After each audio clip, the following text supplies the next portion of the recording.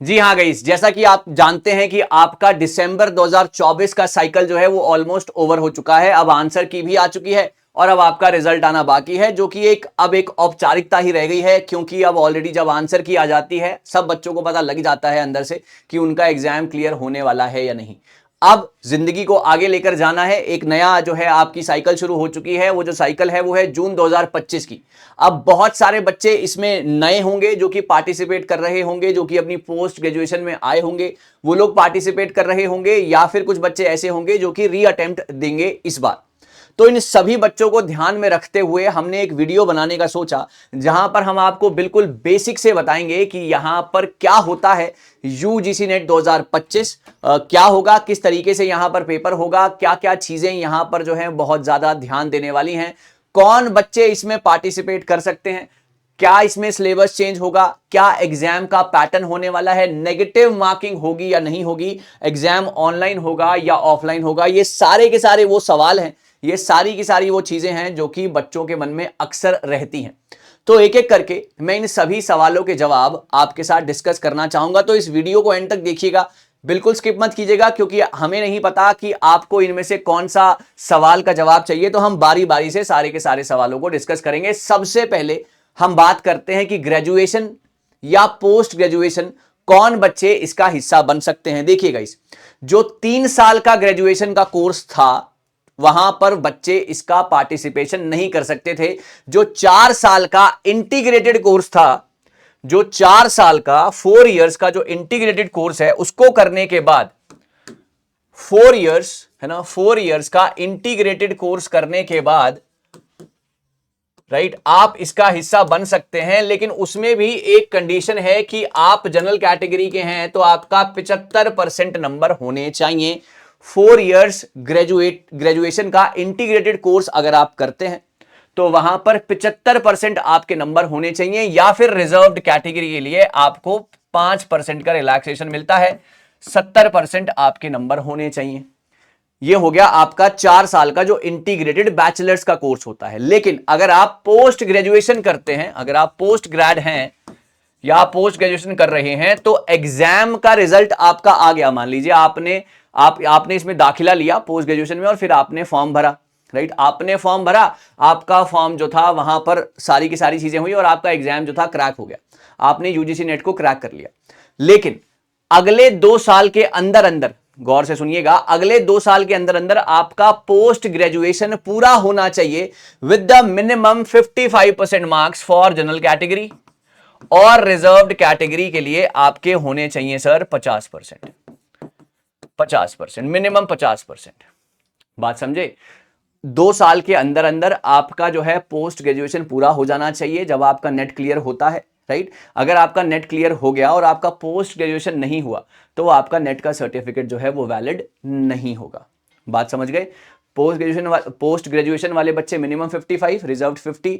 4 साल का integrated course करने के लिए 75% नंबर आपके होने चाहिए, रिजर्व में 70%, तो आप एलिजिबल हैं एग्जाम देने के लिए। पहला पॉइंट आई थिंक सबका क्लियर हो गया होगा। पहला पॉइंट इज क्लियर, यानी कि हमने ले लिया कौन से बच्चे ग्रेजुएशन और पीजी के अपीयरिंग कर सकते हैं, इसमें पार्टिसिपेट बिल्कुल कर सकते हैं, लेकिन कंडीशंस हैं 2 साल के अंदर अंदर आपका पीजी पूरा हो जाना चाहिए। अच्छा जी, अगली चीज आती है गाइस, क्या सिलेबस चेंज होगा। अच्छा जी, इसके ऊपर हम बात करते हैं, क्या सिलेबस चेंज होगा। अब सिलेबस चेंज होने का जो चीज है वो ये है बच्चों कि हम काफी समय से इस बात के ऊपर बात करते आ रहे हैं कि सिलेबस जो है चेंज होना चाहिए, है ना, और बहुत सारी पॉलिसीज और ड्राफ्ट जो है निकल कर आ रहे हैं, बहुत सारी पॉलिसीज और ड्राफ्ट जो है निकल कर आ रहे हैं। विद द टाइम आप देखते हैं कि रोज कोई ना कोई वीडियो में बनाता हूं जहां पर हायर एजुकेशन जो कॉलेज लेवल है वहां पर कुछ चीजें आ रही हैं कि एनटीए एग्जाम नहीं लेगा अब, है ना, अब जो है यहां पर ये चेंजेस होने वाले हैं, और ज्यादा एनईपी की वजह से फ्लेक्सिबिलिटी आने वाली है, मल्टी डिसिप्लिनरी अप्रोच आ चुकी है, बच्चों को ज्यादा फ्रीडम है। तो ये सारी की सारी चीजें हैं और कई बार ये बात कही गई है कि आपके सिलेबस में भी बदलाव होने को है। लेकिन अगर हम प्रैक्टिकल वे में चलते हैं बच्चों, तो कम से कम 3 से 4 महीने तो आपके सिलेबस में बदलाव के लिए चाहिए, फिर उसके एग्जीक्यूशन के लिए चाहिए। तो इसका मतलब यह हुआ कि आपका जून 2025 में सिलेबस तो चेंज होगा ही, लेकिन जून 2025 में आपका सिलेबस चेंज नहीं होगा।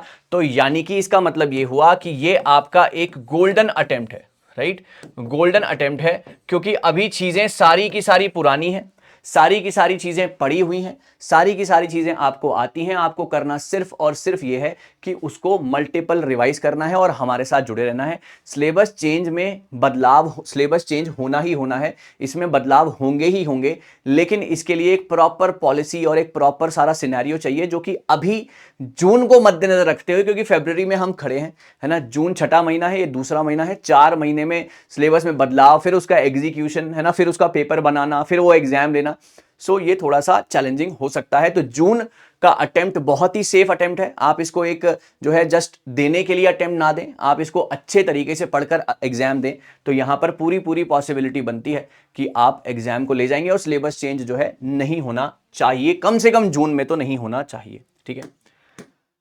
तो सिलेबस चेंज का भी हमने टारगेट कर लिया। New exam pattern, sir pattern के ऊपर जो है अगर मैं बातचीत करूंगा तो आपका न्यू एग्जाम पैटर्न, वो भी सिलेबस चेंज या एग्जाम पैटर्न, आपको पता है कि एग्जाम पैटर्न में अगर कोई बदलाव हुए हैं तो ये हुए हैं कि पहले क्या होता था, है ना, पहले क्या होता था, पहले आपका जेआरएफ और आपका यूजीसी नेट होता था, लेकिन अब ऐसा हो गया है कि आपका एक पीएचडी का एक कॉलम इसमें ऐड हो गया है। एग्जाम का पैटर्न जो था वो वही था, 50 क्वेश्चन, है ना, for paper 1, 100 questions for paper 2, and जो है 83 85 subjects, and then we are joining them in 150 questions, out of 300 you will get your marks, right. तो एग्जाम पैटर्न में तो अभी के लिए कोई बदलाव नहीं है, बस हाँ ये होता है कि आपका एक यूजीसी नेट होता है, राइट, एक आपका जो है जेआरएफ का कॉलम होता है और एक आपका पीएचडी ओनली का कॉलम जरूर होता है। जो भी बच्चे नए हैं मैं उनसे बात कर रहा हूं, जिनको पता है उनके लिए बहुत अच्छी बात है, लेकिन ये वाला जो पॉइंट है ये उनके लिए है जिनको नहीं पता। एक यूजीसी नेट अगर आपके मार्क्स आते हैं, फॉर एग्जांपल अगर आपके 150 में से अगर आपके, मैं मान लेता हूं 120 मार्क्स आते हैं, राइट, 150 में से आपके 120 क्वेश्चंस करेक्ट हैं, तो यानी कि आपके 300 में से 240 नंबर आते हैं, तो आपका जेआरएफ का सबसे ज्यादा जो है मार्क्स आपको चाहिए, उससे थोड़े से कम आपको यूजीसी नेट के लिए चाहिए और सबसे कम आपको पीएचडी के लिए चाहिए। सबसे ज्यादा मार्क्स जेआरएफ के लिए रिक्वायर्ड है अगर आपको जूनियर रिसर्च फेलोशिप करनी है, इसके बाद आप पीएचडी में जा सकते हैं। यूजीसी नेट के बाद आप असिस्टेंट प्रोफेसर बन सकते हैं और पीएचडी के बाद आप पीएचडी, जो भी अब यूनिवर्सिटी जो है पीएचडी एंट्रेंस लेती हैं, अगर आपको पीएचडी करना है उसके लिए भी यूजीसी नेट बहुत ज्यादा जरूरी है। तो ये एग्जाम पैटर्न में कुछ बदलाव है तो वो ये है, राइट, अभी के लिए तो यही बदलाव आया है। अच्छा, ये वाली बात भी हो गई। अगली जो चीज है बेटा, नेगेटिव मार्किंग। $1 मिलियन क्वेश्चन कि सर क्या नेगेटिव मार्किंग होगी। आइए यहां पर हम बात करते हैं नेगेटिव मार्किंग को लेकर। गाइज नेगेटिव मार्किंग की ये जो सवाल है, ये आई थिंक बहुत पुराने टाइम से चलता हुआ आ रहा है। तो क्या इसमें नेगेटिव मार्किंग का इन्वॉल्व होना है या नहीं होना है? देखिए मैं आपको एक प्रॉपर फैक्ट के साथ बताता हूं। ये जो पेपर है गाइज, ये एक एलिजिबिलिटी एग्जाम है, राइट। एलिजिबिलिटी एग्जाम का मतलब क्या हुआ कि ये एग्जाम देने के बाद आप एलिजिबल हो जाते हैं for being an assistant professor of any university in India, या फिर आप एलिजिबल हो जाते हैं फॉर डूइंग अ पीएचडी, या फिर आप एलिजिबल हो जाते हैं, आपको एग्जामिशन मिलता है फॉर दी पीएचडी एंट्रेंस, वो वाली चीज, राइट। अच्छा, अब नेगेटिव मार्किंग का होना कितना ज्यादा सही है? हिंदुस्तान के अंदर सिर्फ एक ही एग्जाम है और वो एग्जाम है गाइस सीसैट, जहां पर आपकी नेगेटिव मार्किंग इन्वॉल्व है। यूपीएससी में 2 पेपर होते हैं, है ना, जो आपका पहला जो पेपर 1 होता है, जो फर्स्ट पेपर होता है, प्रिलिमिनरी एग्जाम होता है, उसमें सीसैट इन्वॉल्व होता है, उसमें नेगेटिव मार्किंग है, क्योंकि वो तो एक क्वालिफाइंग एग्जाम है ना, वो एक ऐसा एग्जाम है जहां पर आपका एलिजिबिलिटी का, जहां पर अगर आप इसको क्रैक कर लें तो आपका सर्विसेज आपको मिलेंगी। लेकिन यूजीसी नेट में ऐसा होना थोड़ा सा ब्लीक चांसेस हैं, बहुत ही कम चांसेस हैं, कम चांसेस हैं अगर ऐसा होगा तो। और अगर ऐसा कभी हुआ भी तो कम से कम जून 2025 में तो ये नहीं होगा, कम से कम जून 2025 में तो नेगेटिव मार्किंग का होना इम्पॉसिबल है, मैं कहूंगा, है ना, काफी मुश्किल है। तो अगेन मैं इसको बात कहता हूं कि ये गोल्डन अपॉर्चुनिटी है, ये एक गोल्डन चांस है, राइट। इसको आप बहुत अच्छे तरीके से बदलने की कोशिश करें, कोशिश ऐसा करें कि यहां से आप कुछ लेकर निकलें और कुछ अच्छा, कुछ बेहतरीन आप यहां से बनकर निकलें। सो नेगेटिव मार्किंग का होना बहुत ज्यादा ना के बराबर ही माने आप, है ना, क्योंकि इसके बाद आपको नौकरी आपको खुद जाना पड़ेगा, है ना, सर्विसेज आपके घर पे नहीं आएंगी। जैसे यूपीएससी में तो if you are clearing the exam you are getting into the services straight away, लेकिन यहाँ पर थोड़ी सी मेहनत और करनी है। You need to go to the universities, then you need to show up yourself, you need to show up your talent, तो उसमें थोड़ा सा समय जाता है ना, तो इसलिए यहाँ पर नेगेटिव मार्किंग होना थोड़ा सा मुश्किल है। उसके बाद बात करते हैं ऑनलाइन या ऑफलाइन एग्जाम होने कैसे वाला है। गाइज मैंने आपको बहुत सारी वीडियो जो है बनाकर बोला, हमारे जो एजुकेशन मिनिस्टर हैं, है ना, उन्होंने भी ये बात कही कि हमारा जो फोकस है वो है डिजिटलाइजेशन पर, वो डिजिटल के ऊपर जो है हमारा फोकस है। तो हम एग्जाम को फोकस कर रहे हैं, ऑनलाइन ही एग्जाम होगा, यानी कि आपका सीबीटी मोड में ही एग्जाम होने के बहुत ब्राइट चांसेस है, राइट। तो आपने यही कोशिश करनी है कि आपने ज्यादा से ज्यादा मॉक टेस्ट कंप्यूटर के सामने बैठकर लगाने हैं। वो मतलब ऑफलाइन एग्जाम देकर कोई फायदा नहीं है, मॉक टेस्ट लगाइए ज्यादा से ज्यादा। जितने ज्यादा मॉक टेस्ट आप लगाएंगे, है ना, in front of your computer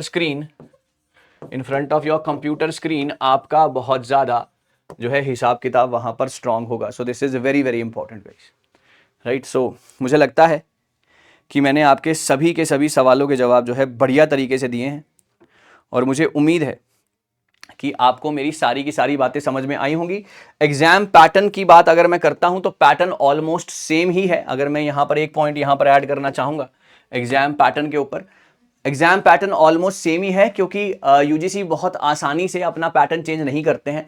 आप अगर एग्जाम पैटर्न के हिसाब से जाना चाहते हैं तो लास्ट 5 ईयर्स के गाइस, है ना, लास्ट 5 ईयर्स के आप जो क्वेश्चंस हैं, है ना, लास्ट 5 ईयर्स के क्वेश्चंस हैं, क्वेश्चन पेपर्स हैं, उनको आप बार बार रिवाइज कीजिए। लास्ट 5 ईयर्स के क्वेश्चंस को बार बार रिवाइज कीजिए, क्योंकि अभी ना तो पैटर्न चेंज होता दिखता है, ना ही आपकी कुछ मेजर चेंजेस जो हैं जून में होते दिखते हैं, क्योंकि exam just around the corner है। 4 महीने बाकी हैं, 4 नहीं तो 5 महीने। तो इतनी जल्दी इतनी सारी चीजें होना बहुत मुश्किल है।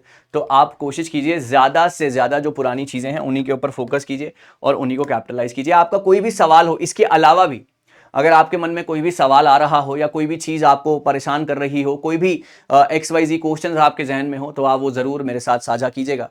मैं कोशिश करूंगा उनके आंसर्स देने की। कमेंट सेक्शन खुला हुआ है आपके सामने, आप जरूर मेरे साथ बात कीजिएगा। जो भी दिक्कत परेशानी हो जरूर मैं आपके साथ हूं, और जो मैंने बताया है इन्हीं से रिलेटेड सवाल मत पूछेगा, इसके अलावा अगर कोई सवाल हो तो most welcome. Thank you so very much guys, all the very best. Meeting again with some more important, with some more fantabulous sessions ahead. ध्यान रखिए, और जून 2025 गाइस आप ही का है, और आप ही ने क्रैक करके हिंदुस्तान का असिस्टेंट प्रोफेसर बनना है। Thank you so much.